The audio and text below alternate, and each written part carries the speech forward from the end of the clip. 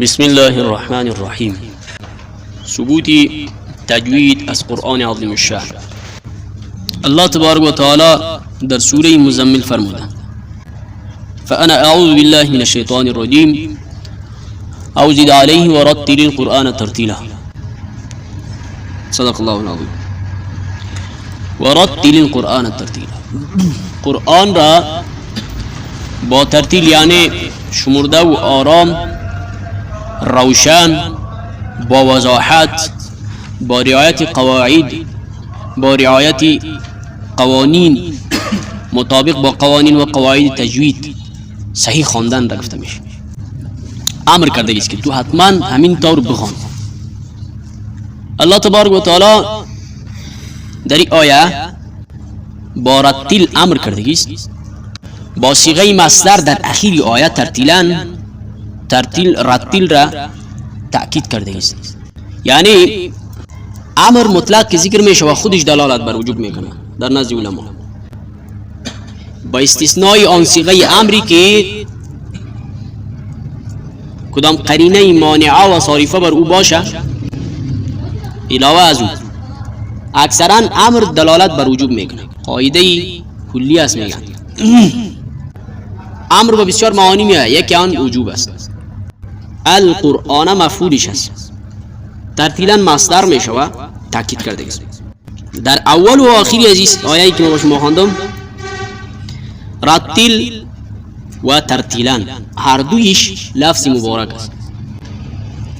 ببینین مراتب قرائت چند تا است: ترتیل است، تحقیق است، تدویر است، حدر است. اما مبارکترین الفاظ که در قرآن و احادیث با او امر شدگی است و دارای فضیلت است، لفظ ترتیل است. ترتیل یک ویژگی خاص داره که مشتمل تمام قرائت است، مراتبش. حدر را هم مشتمل است، تدویر را هم مشتمل است، تحقیق را هم مشتمل است. با لفظ ترتیل قرآن نازل شدگی است. در جای دیگه الله تبارک و تعالی میگه ورتلناه ترتیلا. ما این قرآن کریم را با ترتیل فرو در پایین فرستادیم. ترتیلا که میگه خودش اونمو وضاحت بیشتر در اهمیت تجوید را تعیین میکنه. علامه جزری رحمه الله در کتاب النشر لفظ ترتیل را و همچنان علامه قسطلانی رحمه الله در کتاب خود لطائف الاشارات لفنون القراءات از حضرت علی رضی الله عنه چنین نقل کرده که ترتیل چی معنی؟ یعنی هو تجوید الحروف و معرفت الوقوف. ترجمه کرده است. این لفظ را بسیاری از کتاب‌ها نقل کردگی است. مثلا الاتقان از جلال الدین سیوطی رحمه الله اونها هم نقل کرده است. لکن در این قول لفظی که از حضرت علی رضی الله عنه منقول است، بعض علما نقدی دارند که ما به هیچ کتاب معتمد سلسله سند ازیده که به حضرت علی رضی الله عنه رسیده باشه ما نداریم، ندیدیم. فهمیدین نقطه؟ تجوید یعنی ترتیل، یعنی تجوید حروف را میگه، تصحیح حروف را میگه، شناختن وقف ها را گفته میشه. دو جمله است. جمله اول تجوید الحروف، جمله دوم معرفت الوقوف. جمله اول حکم وجوب را گرفت، جمله دوم حکم مستحب را میگه. علامه بیضاوی رحمه الله آیه ورتل القرآن ترتیلا را جوده تجویدا، رتل ترتیلا را جوده تجویدا معنا کرده است. ابن منظور در لسان العرب کتاب است، در اوجا نقل کرده لفظ ترتیل یعنی الرتل حسن، یعنی تنسیق الشیء، حسن تنسیق الشیء را گفته میشه. و ترتیل القرآن و تبیین حروفه و ترتل فی قراءته. اینطور معنا میده. لغتا به معنای کشف و کشادگی میآید، گشادگی. حضرت شاه عبدالعزیز محدث دهلوی رحمه الله در تفسیر خود میگه ترتیل در لغت به معنای واضح خواندن میآید و بعضی اشیاء و ملحقاتی است که توسط اینها کامل میشود. یعنی ترتیل تنها خواندن نیست، ترتیل تنها خواندن نیست که شما یک بخوانین ادایتون قوی شود، و شما بر حق قرآن عمل کرده باشین، شما به امر الله تعالی عمل کرده باشین، شما را گفته رتل القرآن ترتیلا. این تنها نیست. مثلا علاوه از که شما هر حرف از مخرجش ادا میکنین، لازم است وقفها را مراعات کنین، ابتداها را باید عمل بکنین، اعاده هایتان درست باشه، باز شما به ترتیل عمل نکنین. فهمیدین؟ از قرآن کریم ثابت است که براتون اشاره کردم، گرچه یک سلسله بحثایی هم در ذهنم میاد که باید براتون بگم، دیگه چیزایش میمونه. ثبوت تجوید از حدیث نبوی صلی الله علیه وسلم، از حدیث پیامبر صلی الله علیه وسلم که فرموده ان الله يحب ان يقرأ القرآن كما انزله، رواه ابن خزیمه فی صحیحه. الله تبارک و تعالی یقینا دوست داره اینکه قرآن عظیم شان چنان قسمی که نازل شده تلاوت شود به همان شیوه خوانده شود. الله تعالی قسم دوست داره. علامه سیوطی رحمه الله در الاتقان عبارت حدیث را نقل میکنه: من احب ان یقرأ غضا كما انزل فليقرأه على قراءة ابن ام عابد. هر کسی میگه دوست داره، من شخصی که احب دوست دارد ان یقرأ غضا، این که قرآن را قرائت یعنی تازه و با همون کیفیت که نازل شده تلاوت کنه، کما انزلنی فلیقرأه على قراءة ابن ام عبد. بقراءة ابن ام عبد کی است؟ عبدالله ابن مسعود رضی الله عنه است. به شکلی بخونه. غض تراوت و تازگی میگه. مبادله ثلاثه من جمله یکیش عبدالله ابن مسعود است.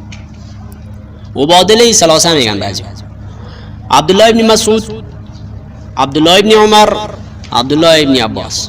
ام عبد کی میگه؟ عبدالله ابن مسعود رضی الله عنه میگه.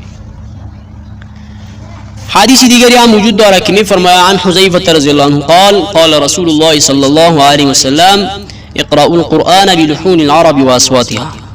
نسائی و معطا اردوش نقل کرده است. حذیفه رضی الله عنه روایت کرده است که میگه حضور صلی الله علیه وسلم فرمود قرآن را با لب و لهجه عرب بخوانید. لحن و لهجه عرب چی وقت مطابق ما و شما خوانده میتونیم که قرآن را مطابق قوانین تجوید بخوانیم. عمل کنین، عمل نباشه باز خطا است. ما حدیثی رب قاری للقرآن والقرآن یلعنه را نیاوردیم در کتاب. بعضی شروحات گرفته چون حدیث نیست، مروج شده در کتابا میگیرن که حدیث است، حدیث نیست، یا قول است. شارحین همچون مولا علی قاری رحمه الله در ذیل لزومه که رب قاری للقرآن والقرآن یلعنه، بسیار از قرائت کننده قرآن هستند، قرآن به اونها لعنت میگه. چی کسانی هستند؟ اذا اخل بمبانیه او بمعانیه او بالعمل بما فيه، اینطور اضافه میکنه. کسی الفاظ قرآن را درست نمیخوانه، کسی معانی قرآن را تخطی میکنه، یعنی تفسیر برأیه میکنه. من فسر القرآن برأیه فلیتبوأ مقعده من النار. کسی پیش خود تفسیر میکنه قرآن را، پیش از پیش و جای خود در جهنم آماده بساز. اما قسمت سوم کسی عمل نمیکنه. در جای دیگری پیامبر صلی الله علیه وسلم فرموده استقرئوا القرآن من أربعة من عبد الله بن مسعود وسالم مولى أبي حذيفة وأبي بن كعب ومعاذ بن جبل متفق عليه رضي الله عنهم. راوی حدیث عبدالله ابن عمرو میباشه که پیامبر صلی الله علیه و سلم میگه برای 4 شخص قرآن بخونید، یعنی از 4 نفر قرآن را فرا بگیرید. عبدالله ابن مسعود، سالم مولای ابی حذیفه، معاذ ابن جبل، ابی ابن کعب. با الفاظ دیگری هم منقول است میگه خذوا القرآن اقرأوا القرآن من 4 استقرئوا. یایتون مفهوم همه اینا یکی است. این 4 صحابی به طور خاص در این حدیث ذکر شده. میگه ویژگی اینایی بود، ویژگی 4 صحابی ای بود که پیامبر صلی الله علیه و سلم رسما نامشان ذکر میکنه. میگه شما قرآن را از 4 نفر اخذ کنین، نامش به شما گرفتم. چرا 4 نفر تخصیص میتن؟ به خاطری که اینها در شهرت قرآنی بسیار ویژگی خاص داشتند. یک دوم اسناد تمام قرای من بعدهم به اینها میرسه. صحابه زیادی از قاریان بود، تقریبا یگان روز فرصت شو من کلش با شما ذکر میکنم. ابو بکر رضی الله عنه، عمر، عثمان، علی، زید بن ثابت، موسی اشعری، تمام اینها حافظ قرآن بودن، اهل قرآن بودن. لیکن 4 تا خاص میکنم، اینا اسنادشون قویه بود، سند هم داشتن و شهرت قرآنی داشتن. فهمیدین؟ اثبات تجوید از قیاس، هر شخص متعلق به خودش در خیال بهترین ها می باشه. مثلا خوراکی خوب میخواه، پوشاکی خوب میخواه، مکمل زندگی خوب را پسند میکنه. هر کس میخواه که خوب چیزای بهترین را بگیره. در مورد قرآن عظیم شان به طریق اولا باید برای بهتر ساختن او باشیم و این فضیلت و بهتری با واسطه تجوید حاصل میگرده. یا یکی 3-4 قیاس ما اینجا ذکر کردیم. یک براتون ذکر کردم. دومش قرآن مجید عربی است، باید معرب ادا شود. اگر از مخارج اصلی او با مراعات صفاتش ادا نشه، حروف از عربیت به عجمیت بره. کسی به توجهی کنه دات و دال را مانند دال انگلیسی تلفظ میکنه، یا یکی حرکات مجهول ادا میشه، یا یکی ناقص ادا میشه. یعنی مجهول است. یا بنی ارکم معنا ولا تکن مع الکافرین، اینی مجهول است. به همین دلیل تجوید امر لازمی است که خوانده شود و بر قواعد او میگه عمل شود. 3 قرآن مجید مجموعه از لفظ و معناست، چنانچه علمای اصول میگن القرآن هو اسم للنظم والمعنى جميعا. هر دویش یک جای تاکید میکنه. قرآن نه تنها نظم است نه تنها معناست. اسم و نظم خودی لفظش هم اسم است، خودی نظم هم است، معنایش هم است. هر دویش یک جای جمع کرده قرآن است. یک ملا صاحب ما روان کردن تفسیر میگو بزرگوار به این شکل میخوان و توری و کتاب مستوری قسم به تو تورات. اینا دیدین شما؟ دیدین؟ و توری و کتاب مستوری، این شکل بیت است. 4 مطابق قواعد تجوید در ادا و تلاوت قاری قرآن، وقتی که مطابق قواعد تجوید باشه، زینت و خوبصورتی میه. زینت و خوبصورتی با واسطه تجوید میه. هو ایضا حلیه التلاوتی. تجوید چیست؟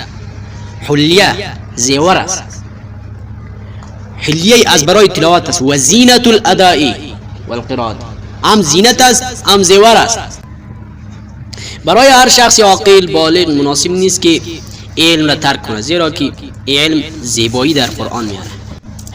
اثبات تجوید از اقوال علماء قرائت. امیرم میگم باز خلاص میگم. علامه جزری رحمه الله در منظومه خود المقدمه جزری میفرماید والاخذ بالتجوید حتم لازم من لم يجود القرآن آثم لانه به الاله انزل وهكذا منه الينا وصلا. والاخذ بالتجوید ای العمل بالتجوید حتم لازم، یعنی عمل کردن به تجوید حتمی است و لازمی است.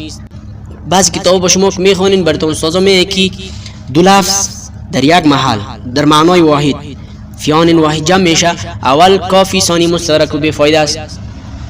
هر دیش یک معنا میده. چرا؟ حتمون هم به معنای حتمی و لازمی هم به معنای لازمی حتمی. چرا علامه جزری یک شخصیتی محدث و مفسر به حساب یک قدوت العلماء بودن در عصر خود. حافظ 1 لک حدیث بوده. میفهمی؟ کل دنیا بگرد نمیاد 1 لک حدیث حافظ پیدا نمیدونی. علاوه از اینکه مجود بود، عالمی بسیار زبدان بود، از او خاطر فتوایش قوی است. چرا او تو آدم 2 لفظ متغایر از معنایش واحد در یک جا جمع کرده است؟ ببین به اعتبار ترکیب حتما مؤکد وقتی میشه لازم تاکیدش، به او خاطر ایره جمع کرده است، بی فایده نیست. حتما میگه یک بار حتمی است، دیگه لازم میگه بسیار لازم است. فهمیدی؟ از این دانسته میشه که عمل کردن به تجوید چیست؟ بسیار حتمی و لازمی است. من لم یجوید یا من لم یصحح القرآن آثمون. من موصوله است، متضمن معنای شرط است. لم جازمه است، بر بالای فعل مضارع داخل چی میذاره؟ مدخولش خود چی میسازه؟ مجزوم میسازه. لم یجوید التقای ساکنین اومد، اون ساکن اذا حرک و حرک بالکسر. این من متضمن معنای شرط است. جزای از کجاست؟ کسی که با تجوید نمیخواند قرآن را فهو فا مقدر است یا فهو جزاز برای چی میشه؟ من میشه. ای چی میشه؟ گناهکار میشه. لانه به الاله انزل، زیرا شأن این است که قرآن کریم را مطابق با قوانین تجوید انزل الاله یعنی نازل کرده الله تبارک و تعالی با تجوید، یعنی مع تجوید بسویم. و هكذا وانچنون الینا وصل با ما رسیده، با تجوید به ما رسیده، به تجوید نرسیده. فهمیدی؟ حاصل کردن این تجوید واجب و ضروری است. شخصی قرآن کریم را با تجوید نخواند، این ترجمه تحت لفظش از گناهکار شده است، زیرا شأن این است که قرآن کریم را مطابق تجوید نازل کرده است و همچنین با تجوید برای ما رسیده است. بعضی علمای قرائت فرمودند برای هر شخص آنقدر خواندن قرآن با صحت الفاظ ضروری است که توسط آن نمازشان درست شود. با قدر ما یجوز به الصلاة برای هر فرد مکلف فرض است. اصول علمی تجوید ضروری می باشد، یعنی با قدر ما یجوز به الصلاة با تجوید فرض عین است، با قدر ما یجوز به الصلاة و علم آن فرض کفایه است. چنانچه مولا علی القاری الهروی رحمه الله می فرماید العلم به فرض کفایت والعمل به فرض عین. امی قواعد را حفظ کردن کتابا رو میخوانیم، این فرض کفایه است. 20 نفر کس یک نفرم بخونه از یک کلتون از یک منطقه باشین، شرط نیست که از یک منطقه باشین، در 48 میل مربع یک قاری مجوید باشه از گردن هم ساقط است. اگر در 48 میل مربع یک تم نباشه کل گناهگار. لكن والعمل به فرض عین، عمل کردن به همه مردم فرض عین است. حضرت عمر ابن عبدالعزیز رحمه الله فرموده تجوید سنتی متبع است که هر نسل آن را از نسل قبلی خود دریافت کرده، پس به همون طور به شما میرساند، همان طور بخوانید. علامه جزیری رحمه الله در نشر میفرماید هیچ اختلافی میان ائمه در مورد فرض بودن تجوید وجود نداره، اختلافی نیست، هم میگه فرض است و همه بر آن اتفاق دارند. عبارت چیز است، ما عربی شی ذکر نکردیم. التجوید فرض علی کل مکلف، تجوید فرض است بر تمام مکلف. میگه و اینما قلت این است نیست، میگه ما گفتم التجوید فرض لانه متفق بین الائمه، زیرا این است که همی قولی که فرض گفتم قولی متفق علیه بین تمام ائمه است. خب ابو العز قلنسی رحمه الله می فرماید خواندن قرآن کریم با تجوید مانند نماز فرض است. شعر هم در کتاب خود گفته است یا سائلا تجوید ذا القرآن فخذ هدیت عن اولی الاتقان، تجویده فرض کما الصلاة جاءت به الاخبار والآیات. علامه سمنودی رحمه الله میگه، ابراهیم سمنودی و بعد فالتجوید للقرآن فرض على تالیه بالبرهان. بعد از حمد الصلاة تجوید برای قرآن کریم است. لام برای تخصیص است، للقرآن تجوید برای گپ زدن فارسی نیست. بعضی قارشباب تجوید که میخوانه باز گپ زدنش هم تجویدی نیست. برادر من قرآن را شما این طور بخوانید، این درست نیست. درست نیست. بیت ابیات این چیز را با تجوید نخوانید. علامه الرفاعی رحمه الله میگه رب تال القرآن مجتهدا بین الخلائق والقرآن یلعنه انا لله و انا الیه راجعون. علامه جوینی رحمه الله میگه علم تجوید بین دلیل فرض کفایه قرار گرفته است تا سلسله تواتر قطع نگرده. سلسله تواتر قطع نگرده.